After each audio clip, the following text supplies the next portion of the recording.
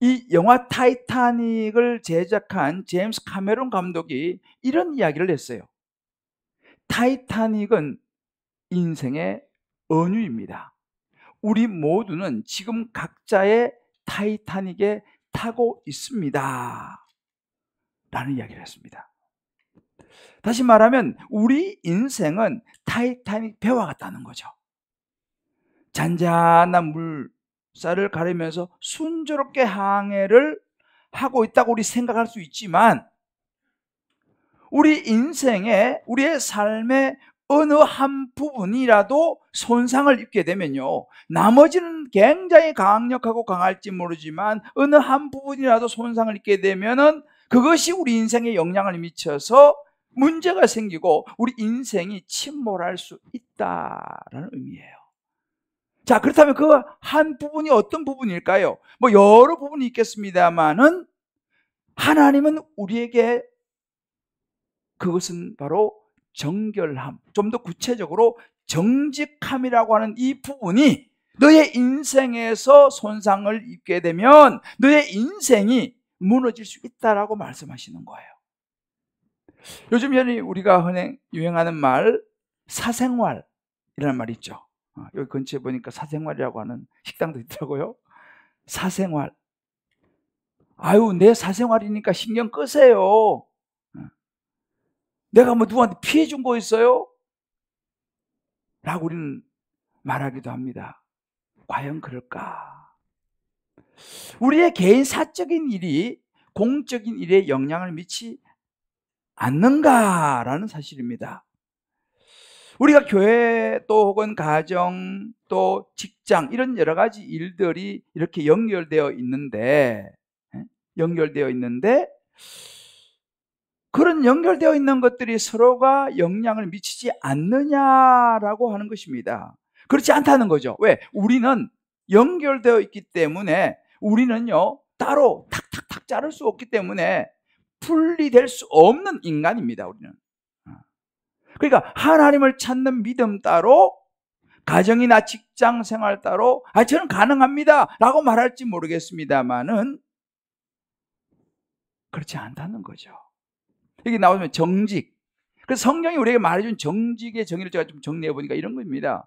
주중의 삶과 주일 예배 드리는 삶이 분리되지 않은 온전함, 이것이 정직이다라고 성경에서 이야기를 하는 거예요. 예로 우리가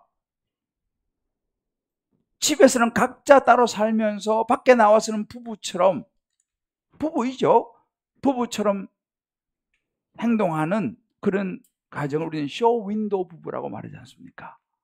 이것은 정직이 아니다라고 이야기할 수 있습니다. 자, 이것이 정직이라면 주일의 삶과 주중의 삶이 분리되지 않은 온전함이 정직이라면, 여러분 한번 우리가 이 부분에 생각해 볼 필요가 있습니다. 하나님이요, 다윗을 쓰신 이유가 있어요. 우리가 잘 아는 것처럼 하나님이 다윗을 쓰신 이유가 정직이었습니다. 물론 다른 것도 많이 있었지만 그중에 중요한 것이 인테그리티, 아까 나왔죠. 정직한 영어 단어 인테그리티라고 썼는데 정직이었습니다. 우리가 사도행전 13장 22절을 보면 하나님이 이렇게 말씀하십니다. 내가 이세 아들 다윗을 만나니 내 마음에 합한 자다. 내 마음에 꼭 든다.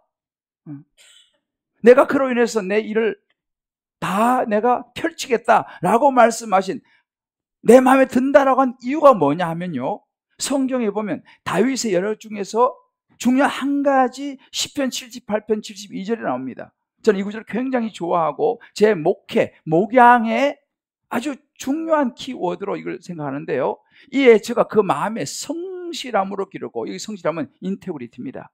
정직이죠. 그 손에 공교함으로 지도하였도다. 다윗은요, 왕이 되어서도 그 백성들을 향하여서 양을 성실함으로 기르듯이 이스라엘 백성들을 향하여서 그는 성실함, 정직함으로 백성들을 대했습니다. 이것이 하나님이 다윗을 기뻐하시고 쓰신 이유라고 성경은 우리에게 이야기해 주고 있어요. 오늘 우리 읽었던 이 본문에 나옵니다. 다윗의 삶이 어떤지를 보게 되면요, 다윗이 이제 사울왕이 계속 죽이려고 십수년을 따라다니니까 너무 힘들어서 이제는 이방 블레셋 땅으로 아기스 왕에게로 피신을 합니다. 그곳에 있는 동안 이제 이 블레셋이 이스라엘과 전쟁을 시작을 하려고 하는데, 그때 다윗도 같이 이제 가려고 하는 상황이 되었습니다. 그런데 거기 아기스 왕 주변에 있는 신하들이 반대하는 겁니다. 왕이시여, 다윗은 안 됩니다. 저 다윗은 언제 배신할지 모르고 전쟁에 나가서 갑자기 돌변해서 우리에게 위험이 될 수 있습니다. 안 됩니다 라고 반대를 했어요. 그들은 다윗을 믿지 않았죠. 그때 아기스 왕이 다윗을 위로합니다. 오늘 본문에 보면 29장 6절에 보면 이렇게 말합니다. 이 사람은 하나님을 믿는 사람이 아니에요. 그런데 불구하고 다윗을 불러서 여호와께서 살아계심을 내가 두고 맹세하는데 내가 정직하여 내게 온 날부터 오늘까지 내게 악이 있음을 보지 못하였다 라고 말합니다. 내 주변의 신하들과 이 사람들은 다 그렇게 말하지만 나는 하나님을 두고 맹세하는데 너는 참 정직한 사람이고 한 번도 내게 그렇게 잘못한 적이 없다라고 오히려 위로를 하는 장면이 나와요. 그리고 9절에도 보면 또 다시 말합니다. 아기스가 다시 다윗에게 얘기하는 거예요. 내가 내 목전에 하나님의 전령같이 선한 것을 내가 안다. 이방 왕이 이 아기스가 다윗의 정직함을 인정하고 있어요. 너는 참 정직한 사람이야. 넌 진실한 사람이야. 내가 알아. 결국은 다윗의 그 정직함, 진실함이 그를 위기에서 건져내고 새로운 변화를 위한 기초가 되었어요. 자, 그렇다면 저와 여러분의 삶에서도 마찬가지죠. 왜 정직, 이 정결함이 중요한가라는 거예요. 왜 정직이 하나님 앞에 중요한가? 그 첫 번째는요, 하나님을 기쁘시게 한다는 거예요. 우리의 정직은 하나님을 기쁘시게 하는 거예요. 여러분 보세요. 하나님께서요, 이 세상을 타락함을 보시고 물로 세상을 멸하시기로 결정하고 난 다음에 한 사람을 선택합니다. 누굴 선택했죠? 그렇습니다. 노아를 선택했습니다. 그 많고 많은 사람 중에 왜 노아를 선택해서 노아 가족을 살리면서 인류를 보존하셨을까요? 이유가 있었어요. 창세기 6장 9절에 말합니다. 노아는 의인이요 당대의 완전한 자라. 다시 말하면 노아는 정직한 사람이었다 라는 거예요. 하나님은 정직한 사람을 선택하셨어요. 그를 통해서 인류를 구원으로 이끌었습니다. 여러분, 하나님께서 성경에서 보면요, 굉장히 제일 자신 있어 한 사람이 있었어요. 이 사람 한번 테스트 해봐라. 이 사람은 절대로 확실한 사람이야 라고 자신 있게 내놓은 사람이 있었어요. 누굽니까? 맞습니다. 이놈 자신. 욥이었습니다. 사단에게 욥 한번 테스트 해봐라 라고 내어준, 그렇게 하나님이 신뢰했던 사람이 욥이었습니다. 그 욥은 어떠했길래? 그 사람은 온전하고 정직했다 그랬어요. 하나님 보시기에 그는 참으로 정직한 사람이었어요. 하나님이 신뢰할 만한 그런 사람이었습니다. 하나님이 기뻐한 사람이죠. 여러분, 이걸 분명히 알아야 됩니다. 잠언 3장 32절 말씀을 제가 쉬운 말로 풀어놓았습니다. 같이 읽어볼까? 시작. 주님은 마음이 삐뚤어진 사람은 미워하시지만 정직한 사람은 기뻐하신다. 이게 잠언 3장 32절을 좀 쉬운 말로 풀었습니다. 하나님은 마음이 삐뚤어진 사람을 좋아하지 않으세요. 정직한 사람을 기뻐하십니다. 하나님은 거짓을 싫어하세요. 하나님이 왜 거짓을 싫어하실까요? 거짓은 사단의 영입니다. 사단의 영은 이 거짓을 통해서 우리 마음을 삼키고 파괴하고 왜곡시킵니다. 하나님은 원래 우리를 하나님을 형상을 닮은 자녀로 창조하셨어요. 정직하게 진실하게 살아가도록 창조했는데 이 사단이 들어와서 아담과 하와를 속인 거예요. 이거 먹으면, 이 선악과 먹으면 너 하나님처럼 된다 라고 거짓말로 유혹을 하기 시작했습니다. 여러분, 역대하 16장 9절 우리 지난주에 봤죠? 여호와의 눈은 온 땅을 두루 감찰하신다고 그랬습니다. 하나님은요 다 아세요. 하나님은 우리가 진실한지 거짓말을 하는지 다 아세요. 왜요? 온 땅을 두루 감찰하사 자기 전심으로 자기를 향하는 자들을 보시기 때문입니다. 우리 모든 움직임을 보십니다. 우리 마음 중심을 다 보고 계십니다. 못해서부터 우리 안고 일었음을 다 보신다고 그랬어요. 여러분, 하나님은요 거짓말을 할 수 없는 분이시기 때문에 하나님은 우리가 하나님 앞에서 정직하고 진실하게 말하고 행동하는 것을 원하세요. 그런데 우리가 신앙인이라고 하더라도 우리의 삶의 영역에 있어서 이렇게 진실하지 못한, 정직하지 못한 영역이 있으면 하나님이 너무너무 싫어하신다는 거예요.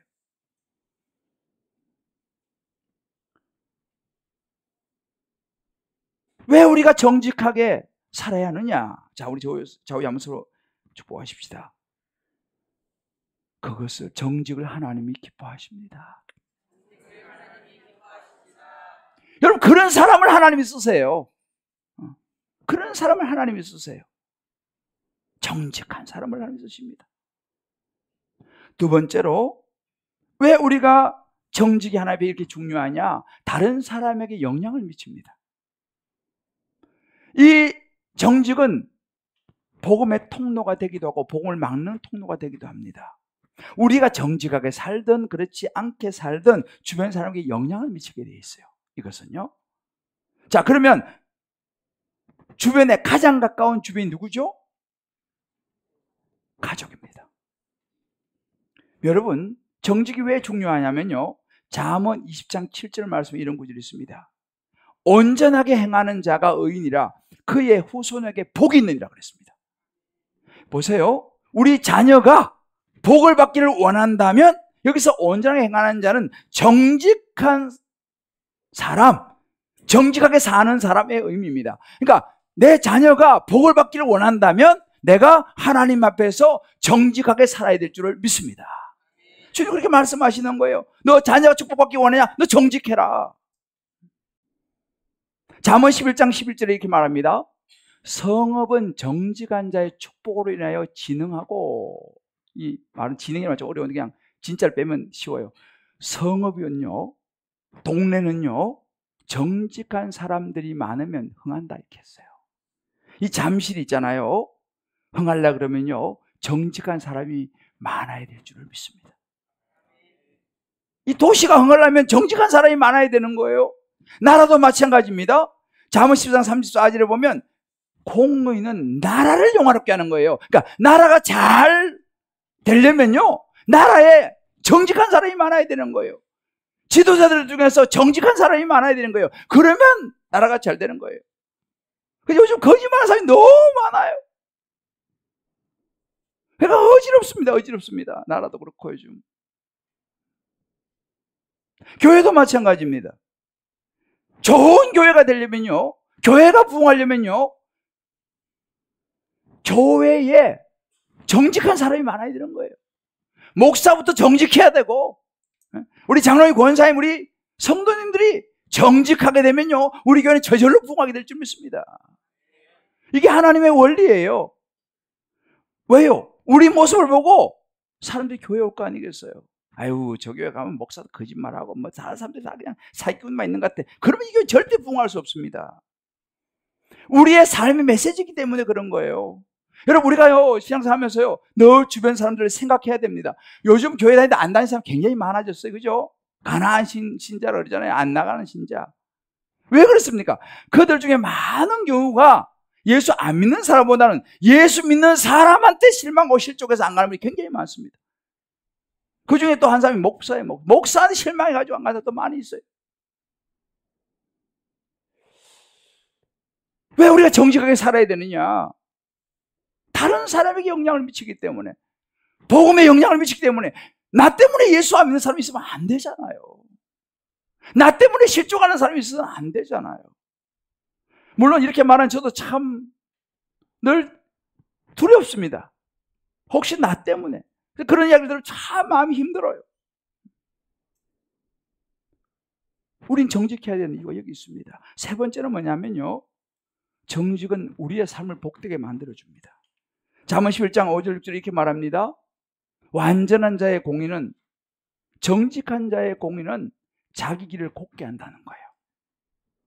악한 자는 자기의 악으로 넘어집니다. 결국은 거짓말하는 자, 악한 자는 넘어진다는 거예요. 정직한 자의 공의는 자기를 건진다는 거예요. 사악한 자는요, 거짓말하는 자는 결국은 악에 잡히게 된다. 이 하나님의 말씀입니다. 다시 말하면 이런 거죠. 우리가 정직하게 살면 우리 삶이 단순해지고 우리 삶이 순조로워진다는 거예요. 미국의 그 문학의 아버지라고 불리는 톰 소의 모험을 쓴 사람이 마크 트웨인이에요. 이 마크 트웨인이 그런 이야기를 했어요. 정직의 장점 중에 하나는 기억력이 길지 않아도 된다는 것이다. 이렇게 했어요. 무슨 말입니까? 정직한 사람은요, 누구한테 무슨 말을 했는지 기억할 필요가 없어요.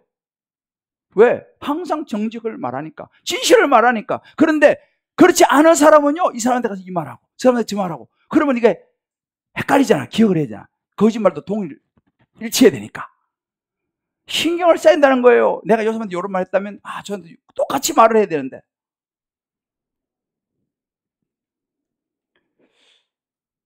정직하게 말하는 사람 그럴 필요가 없어요. 오세요. 내가 다 이야기해 드릴게요. 왜? 내 안에는 진실이 있고 정직이 있으니까 뭐 꾸며댈 게 없어요. 기억할 필요가 없어요. 있는 그대로 말해주면 되니까. 여러분, 제가 한 연구 결과를 보니까요, 정직한 사람, 정결한 사람은요, 건강하고 더 오래 산다는 거예요. 그 증거가 있더라고요. 그래서 여러분, 우리가요, 이 오래 살려면 정직해야 돼요. 왜? 정직하면 스트레스가 없다는 거예요.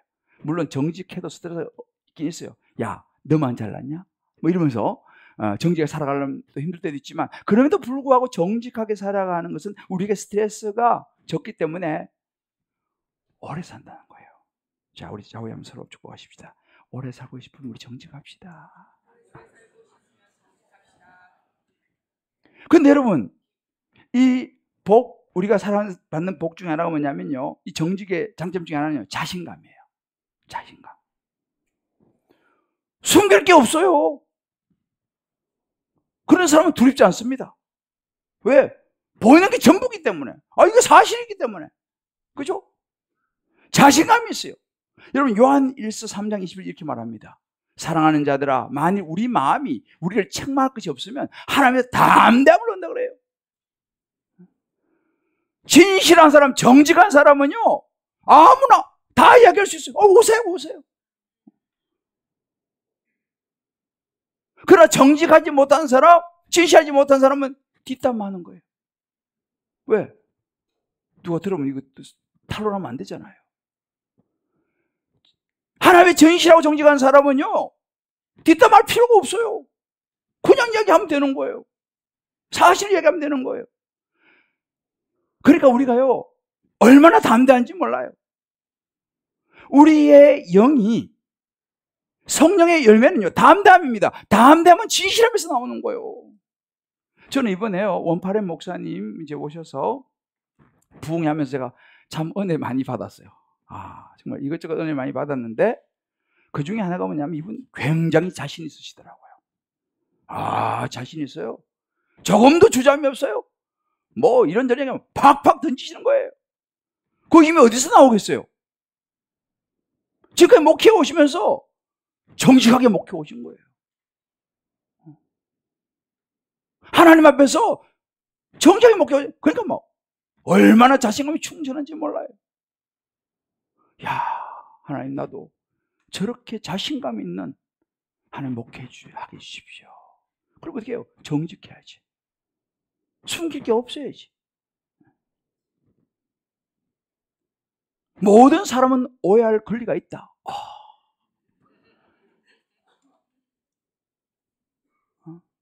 맞다.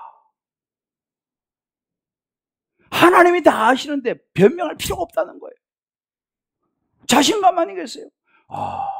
나는 자꾸 변명이 나오려고 그래. 그게 아니고요. 막 이게 나오려고 그래. 내가 배웠어요. 왜? 다 암대하니까. 하나님이 아시니까. 할렐루야. 자, 그러면 우리가 하나님이 기뻐하시고요. 우리 정직한 걸. 왜 정직해요? 기뻐하시고 다른 사람에게 영향을 미치는 거죠. 복음을 전할 수 있다는 거죠. 내 삶에 축복이 된다. 결국 그러면 우리 삶이 변하겠죠. 자, 그러면 우리가 이런 정직한 삶을 살아야 할까요? 살아야 할까요?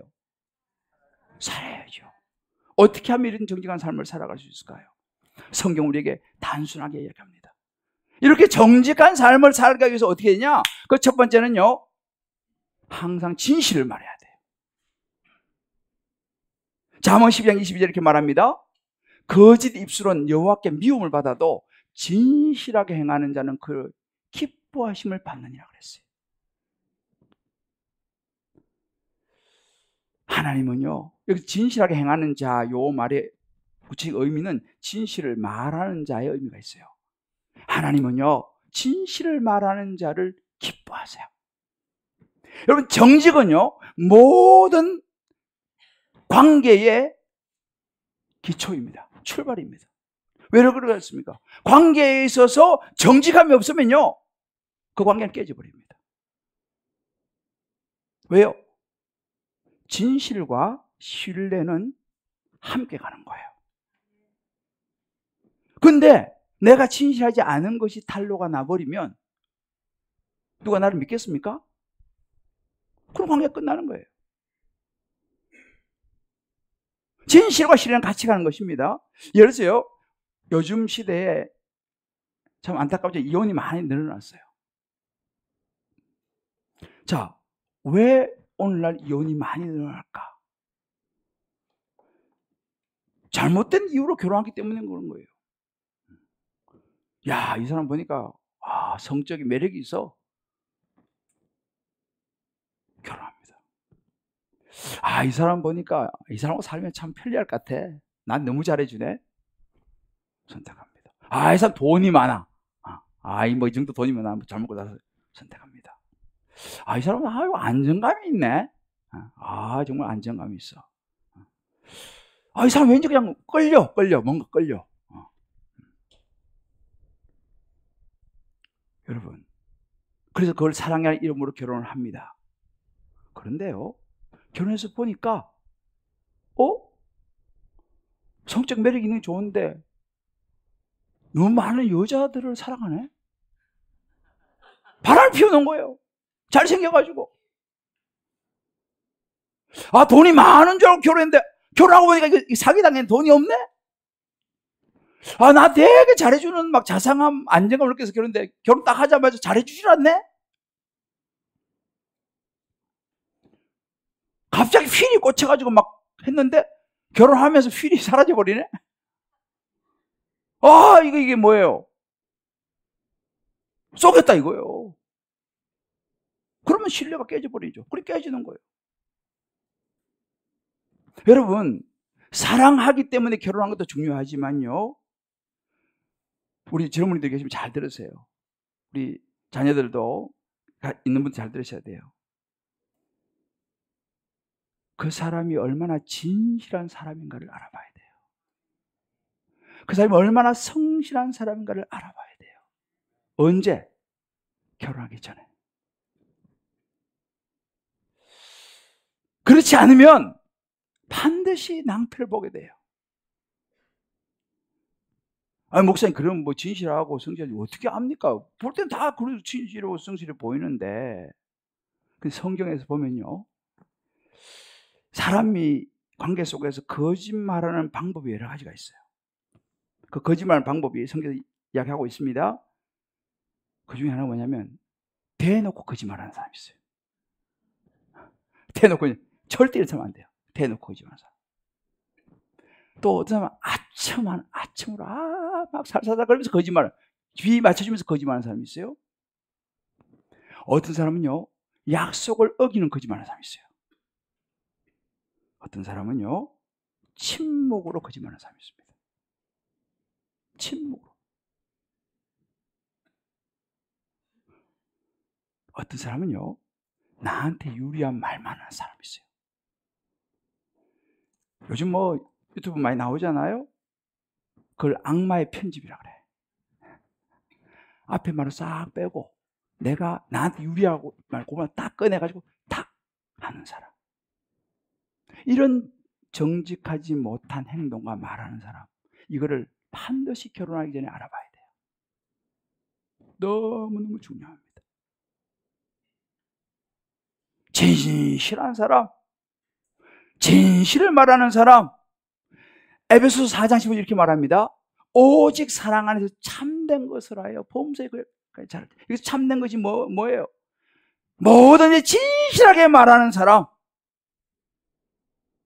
여러분 농담도 거짓말하는 농담하면 안 돼요. 뭐 하얀 거짓말, 빨간 거짓말, 뭐 그거 안 됩니다. 거짓말은요. 카드라, 가십, 이런 것들은 전부 다 정결하지 않은, 진실하지 않은 사람들이 하는 말이에요. 우리는요 진실을 말해야 돼요. 진실을 즉시해야 돼요. 진실 안에 살아가야 돼요. 하나님이 그걸 기뻐하세요. 그런 사람을 쓰세요. 진실의 반대는 위선입니다. 여러분 위선이 원래 이 헬라 의미 뭔지 아세요? 가면이한테 가면. 가면 쓰면 안 돼요. 물론 진실을 말하려고 하면 때로 불편할 때도 있어요. 하고 싶지 않을 때도 있어요. 내가 진실을 말하면 어려운 상황에 처할 수도 있어요. 그래도 우리는 진실을 말해야 돼요. 항상 진실을 말해야지 정직하게 살아갈 수 있어요. 자, 우리 좌우에 연수를 한번 축복하십시다. 우리 항상 진실을 말하며 삽시다. 정직하게 살기 위해서 두 번째로는요, 옳은 일을 따라가야 돼요. 옳은 일을 따라가. 이게 무슨 말이냐? 오늘날 많은 사람들은요, 분위기는요, 진실을 따라가는 것이 아니라, 이 진실에 관심 있는 사람 많지 않아요? 어디 가냐? 자신의 권리와 자신의 이익, 거기에 관심이 있어요. 지금 우리 나도 보세요. 진실이 아니냐, 그게 중요하지 않아요. 내 편이면 무조건 다 옳은 거예요. 진실인 거예요, 내 편이면. 거짓말도 다 옳은 거예요. 내 편 아니면 진실도 틀린 거예요. 사람들이 진실과 진리에 관심이 없어요. 나의 권리와 나의 이익에 관심이 있는 거예요. 이 시대가 이게 그렇게 됐어요. 그리고 사람들에 대해서 뭐 내가 좀 잘못됐다 말하면 이걸 편협한 사람이라고 또 그래서 나도 비판적인 사람과 말할까 싶어서 말도 못하는 그런 경향도 많이 있어요. 그렇다고 화를 내고 막 정화하라 이런 의미가 아니라 진실은 진실로 말을 해야 되는 거예요. 그것이 내게 이익이 되지 않다 하더라도 말이죠. 그런 거죠. 결혼 생활 외에 성관계는 죄입니다. 잘못된 것이다. 라고 말해야 됩니다. 동성애는 죄다. 라고 말해야 합니다. 결혼관계 밖에서 그런 성적인 관계를 맺으면 안 돼요. 사회 분위기가 아니요. 사회 분위기가 다 그렇게 한다. 아닙니다. 하나님께서 잘못됐다고 하면 그건 잘못된 거예요. 말씀이 틀렸다고 하면 틀린 거예요. 할렐루야. 진실을 알고 있으면서도 가만히 있는 거 그것도 죄입니다. 우리는요 인기가 아니라 진실하게 살아야 해요. 진실한 말을 해야 합니다.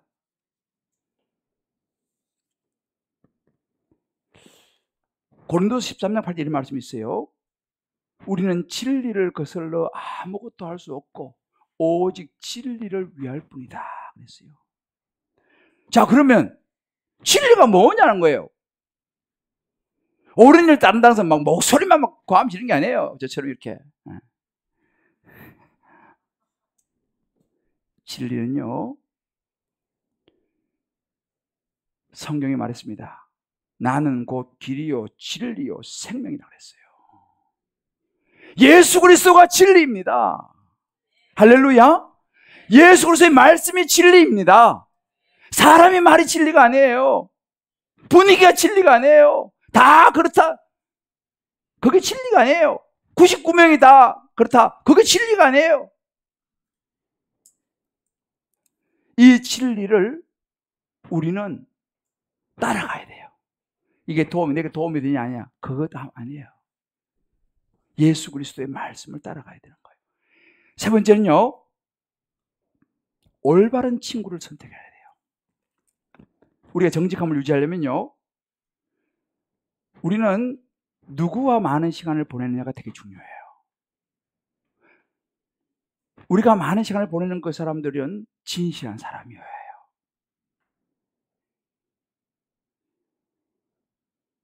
왜 그렇습니까? 나하고 자주 밥을 먹고 자주 이야기하고 이런 사람은 아무래도 대화를 많이 하게 되죠. 그 사람이 올바른 사람이라면 참 내게 좋은 영향이 와요. 그러나 반대라면 위험한 거죠. 그래서 우리는요, 예수 그리스도 그분과 시간을 가장 많이 보내야 될 줄 믿습니다. 말씀을 묵상하고 말씀의 귀를 기울이고 기도하면서 하나님과 교제하는 시간을 많이 보내야 될 줄을 믿습니다. 예수님을 친구 삼아야 되는 거예요. 고린도서 15장 33절 이렇게 말씀합니다. 속지 말라. 악한 동무들은 선한 행실을 더럽힌다. 악한 동무들이 있다 이 말이에요. 왜요? 34절에 보면 죄를 짓지 말라 그래요. 악한 동물을 만나면 죄를 짓게 된다는 거예요. 여러분, 시조 이런 말 했어요. 까마귀 우는 곳에 백로야 가지 마라 그랬어요. 먹을 거 가면 검어지고 건묵자 흙이라 그래요. 건주자 적 붉은 걸 가면 붉어진다 이 말입니다. 우리는요, 하나님의 말씀을 나누는 사람을 가까이 될 줄을 믿습니다. 어젠가요 우리 한 권사님하고 식사하는데 권사님 그런 이야기를 하죠. 목사님, 저는요 기준이 있어요. 뭡니까? 사람을 만나든지 해서 그 사람 만나고 나서 내가 하나님이 막 생각이 나고 하나님의 은혜가 되고 기도하고 싶어 이런 사람은 저는 만납니다. 근데 그 사람 만나면 자꾸만 은혜가 떨어지고 회의감이 들고 하나님 말씀이 좀 멀어진다 싶으면 저는 딱 끊습니다. 딱 기준을 딱 얘기하시더라고요, 권사님. 아, 참 좋은 기준이다. 하나님이 붙여주신 믿음의 사람은요, 대화하면요, 할렐루야, 할렐루야. 우리 기도하러 갑시다. 은혜가 넘쳐야 되는 거예요. 왜? 그 안에 말씀이 있으니까, 그 안에 은혜가 있으니까, 만나면 막, 할렐루야. 근데 만나서 이야기하면은 막 회의가 들고, 막 교회가 싫어지고, 교회가 이래서 되냐? 목사람이 싫어지고, 막 사람이 싫어지고. 그런 만남은 그 안에 성령이 계시냐 이 말이에요. 올바른 친구를 선택하는 것이 정직을 위한 사람이 너무 중요한 부분입니다. 우리 한번 자주 축복하십시다. 올바른 친구를 선택해야 합니다. 마지막 네 번째는요, 욕심으로부터 마음을 지켜야 돼요. 잠언 28장 이렇게 말합니다. 가난하여도 성실히 행하는 자는 부유하면서 굳게 행하는 자보다 낫다 그랬어요. 가난해도 성실히 행하는 자. 여러분, 우리의 정직을, 우리의 정결함을 무너뜨리는 것이 뭐냐? 성경은 말합니다. 욕심이다 이 말이에요. 더 쉬운 말로 돈이다 이 말이에요. 돈이다. 돈이 우리의 정직을 무너뜨린다는 거예요. 우리의 정직을 무너뜨린다는 거예요. 디모스 6장 10절 말씀입니다. 돈을 사랑하면 일만하게 뿌리라는 거예요. 이걸 탐내는 자들은 미혹을 받아서 믿음에서 떠나게 된다는 거예요. 많은 것임으로 자기를 찌른다는 것입니다.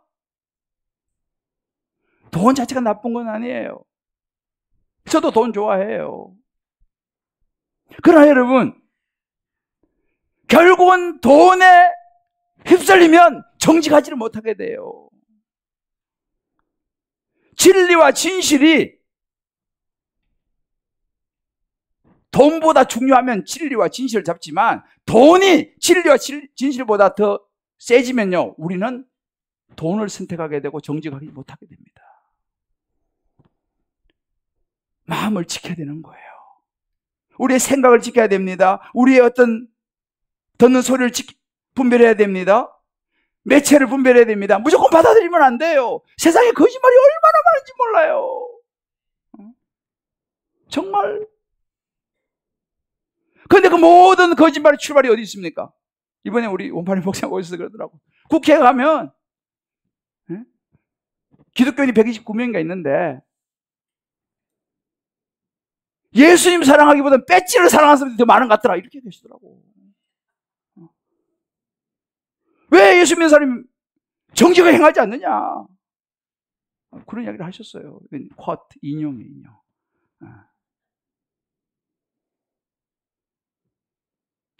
잠언 15장 14절에 말씀하십니다.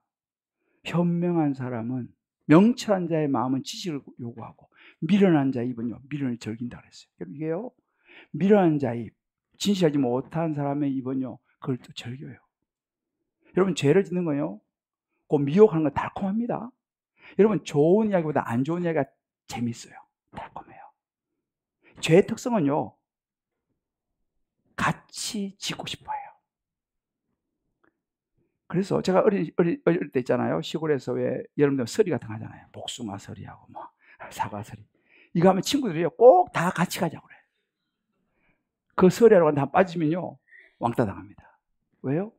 죄도 같이 지어야 돼.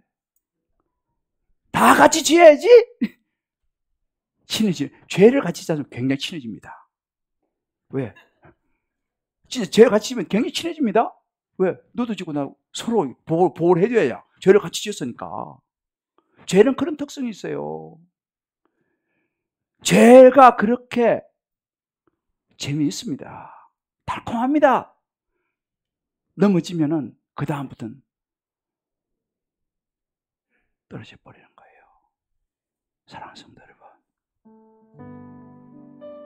배가 침몰하는 건요, 처음부터 구멍이 이따맣게 나서 침몰하는 것도 있지만 작은 구멍 하나, 그것 때문에 배가 결국 가라앉는 거예요. 저는 이 말씀을 준비하면서 제 스스로도 한번 다시 결단을 했어요. 그래, 정직한 목사가 되자. 더 진실한 목사가 되자.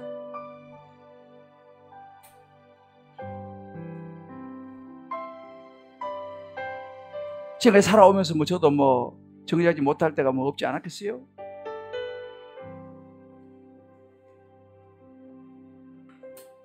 지나간 것은,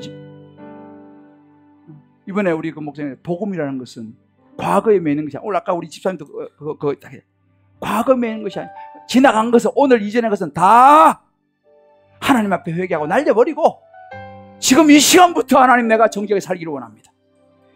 할렐루야. 2025년도 진실을 말하는 정직한 사람 되기를 원합니다. 우리 이거 결단했으면 좋겠어요. 지금부터라도. 근데 가만히 이런 게 있어요. 야, 우리 약 하나 딱 먹으면 확 정직해지는 거, 이런 약 없나? 그죠? 약 하나 딱 먹으면 바로 그냥 그런 약이 하나 있으면 좋겠잖아요. 그죠? 약 하나를 먹으면 1년 동안 배 안 고프고 이런 거 있잖아요. 여러분, 그런 약은 없어요. 정직을 위해서는요, 도전이 필요하고 훈련이 필요합니다. 그냥 되지. 하루아침에 자고 났는데 막 정직해졌다, 안 돼요. 끊임없이 내 자신의 죄를 보면서 하나님 말씀 앞에 서야 합니다. 할렐루야. 거울을 보지 않고는 얼굴이 깨끗할 수가 없어요. 그래서 제가 여러분에게 권면합니다. 우리 교회에서 있는 양육잖아요. 뭐 성장 팀돌이 되든 뭐 제자훈련, 사회훈련 되든 뭐 마대 와이즈가 되든 어떤 거라도 꼭 신청하셔가지고 여러분 양육을 받고 훈련을 받으세요. 그래서 말씀을 붙잡으세요. 묵상하세요. 말씀을 친구 삼으세요. 그러면 우리가 정직하게 살아갈 수 있어요. 할렐루야. 말씀이 있어야죠. 그래서 여러분들 제가 자꾸 강조하는 게 뭐냐면 양육받고 훈련을 다 받으셔야 돼. 그래서 우리가 다 저부터 더 정직해지면 우리 교회는 저절로 부흥될 줄 믿습니다. 이 동네가 좋아질 줄 믿습니다. 그 중에 핵심은 예수님을 붙잡는 거예요. 예수님 붙잡는 거예요. 내가 그저께인가 우리 그 온파렘 목사님하고 식사하면서 그런 이야기를 했어요. 아유 목사님 저는 힘듭니다. 그러니까 그 모든 사람 오해할 권리가 있다. 그 이야기 해줘서 근데 저는요 그냥 진실을 막 밝히고 싶고 막 변명하고 싶고 막 그게 아니라고 막 말하고 싶은데 목사님 어떻게 이렇게 하세요? 김 목사님, 예수님도 십자가 위에서 아무 말 안 했잖아요. 그 말씀 하시더라고. 예수님도 십자가 위에서 억울하게 죽으면서 아무 말 안 했잖아요. 예수님 십자가 생각하면 됩니다. 어휴, 정말 아멘 했어요. 나 아직 멀었다. 그래, 예수님 십자가 생각하면서 나도 올 한 해 살아가야겠다.